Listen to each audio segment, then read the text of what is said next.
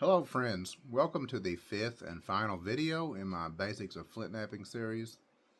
In previous videos we talked briefly about the history of flintknapping. We discussed knappable material that we use to make the stone points, and we've talked about the tools that we use to make the stone points. This video here I've been putting off making for a little while because I wasn't sure exactly how I wanted to present it. But I want to talk more about the information that's out there and available for flintknapping.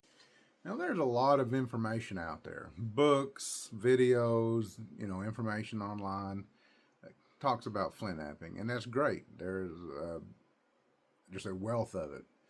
But from a beginner standpoint, a lot of this information can almost be misleading, a little misguiding.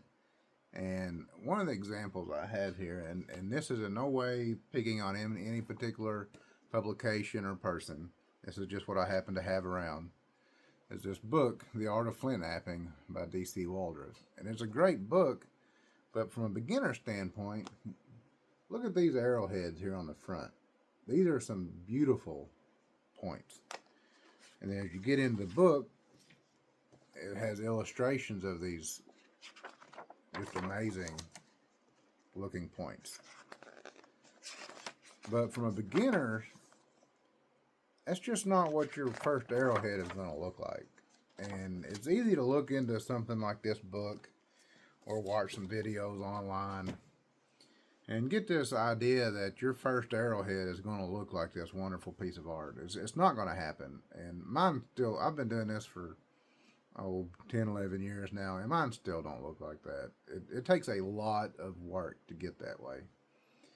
There's a guy on TikTok, if you follow, mention him here, Edward Mosier.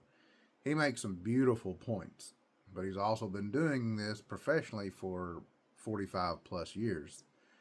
You can't expect to get into flintknapping and make a point like what he makes for your first one.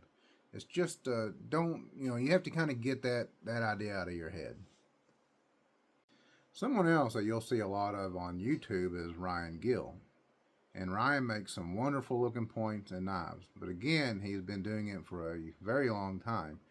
And he pretty well sticks to just one or two styles of knives and one or two styles of points. And he's gotten really good at making that specific item. But as a beginner, you have to realize that you are not going to be at his level when you first start off. Another person popular on YouTube is Donnie Dust. Now, Donnie's material is more tools, not trophies, as he says, and he focuses more on just making usable tools than, say, artistic pieces. But again, he has been doing it for a long time. And so it's kind of intimidating for a beginner to watch these videos and kind of expect that this is what you should be able to make, when realistically it's really isn't. And actually that's not exactly what artifacts look like to begin with. And all the people I've mentioned will not be afraid to tell you that that is not where they started off. When they started off learning, their material, their points that they made look just as rough as anybody else's. It's just years and years of practicing have got them where they're at. Now, from a beginner standpoint, this book here, Overstreet's Guide to Indian Arrowheads, it has a lot of pictures of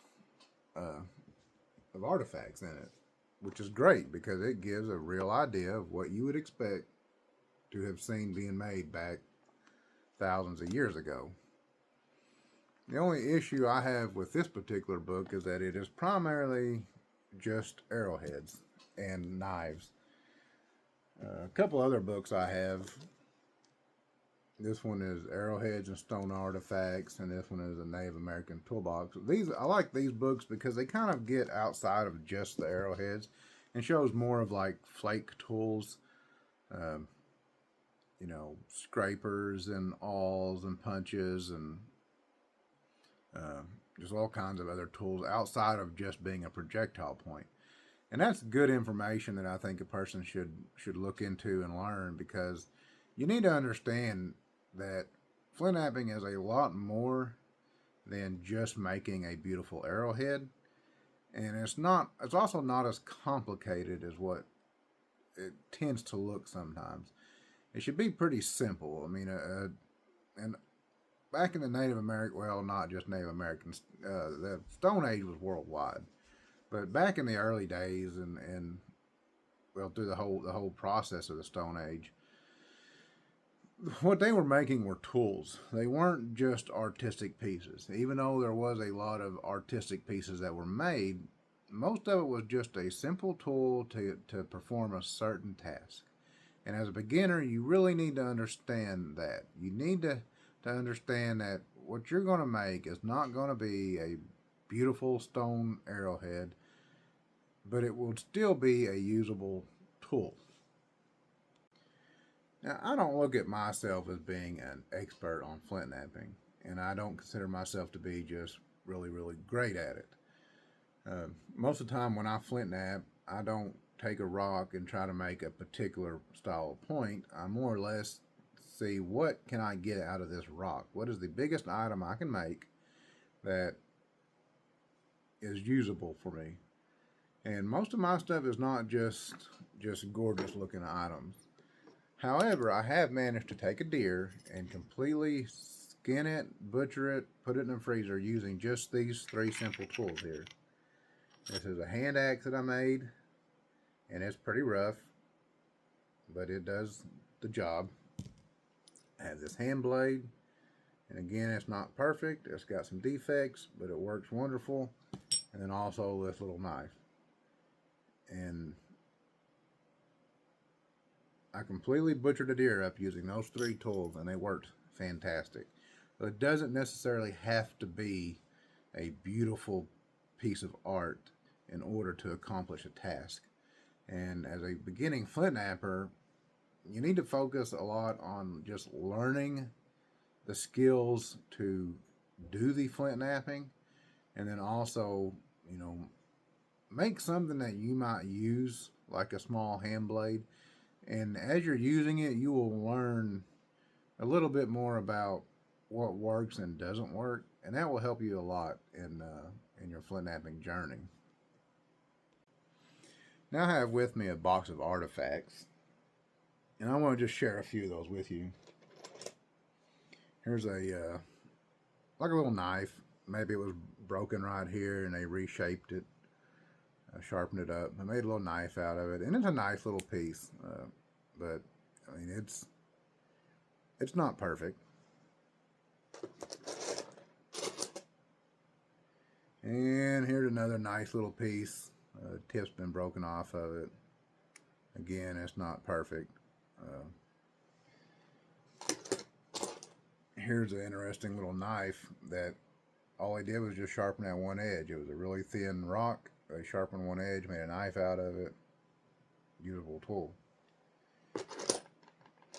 Some of the other ones I want to show you is just say this piece. I'm not really sure the idea behind it, but it is anything from being a nice artistic piece.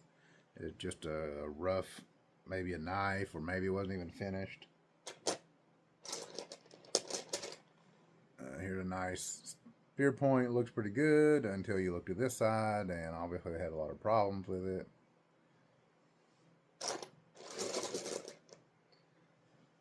Nice point there, but it's pretty thick. So a lot of the stuff that they were making back then was not gorgeous points. They were rough tools.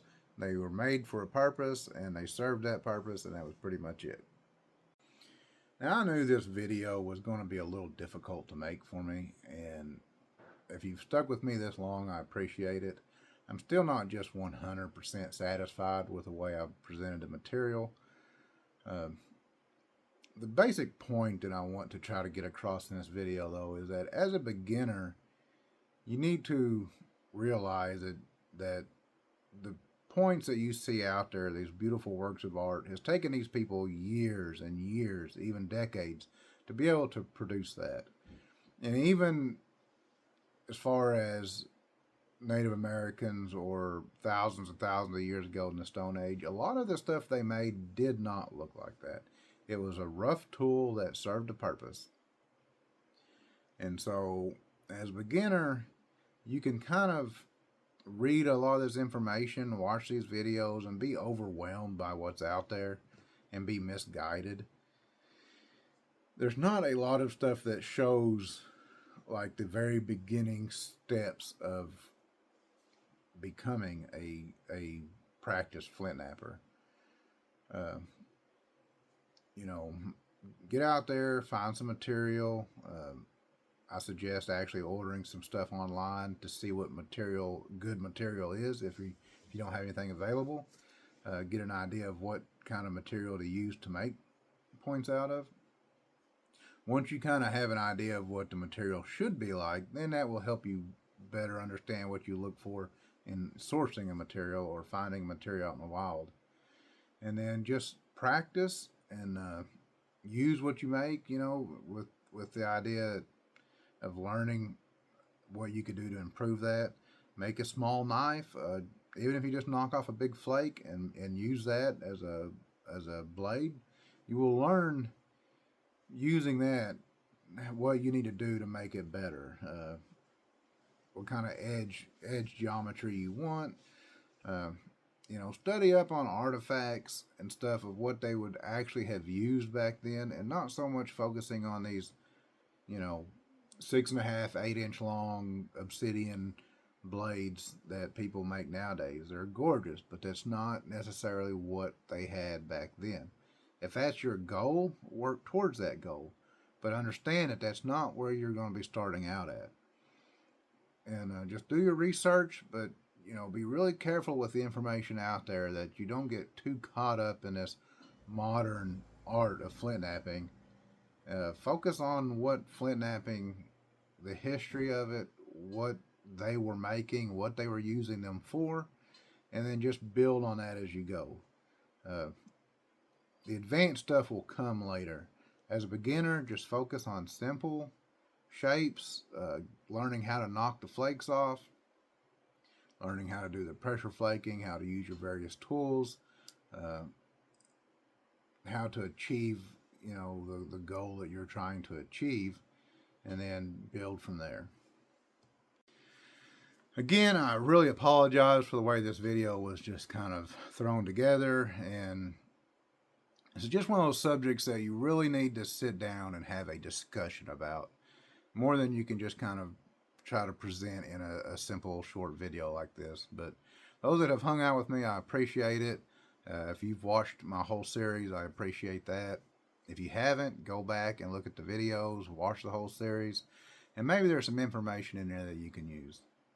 And I just appreciate all of y'all for hanging out with me. And if you're starting out flint knapping, good luck. You'll get there. It just takes time. But we've all been through it. Every single one of us, we've started out the same way. We've had to learn as we go. That's just part of the process. You have to break them to make them. So break some rocks, study what you're doing, and just good luck to you. Just keep at it. Don't get frustrated. Don't give up. And, that's it. Appreciate you.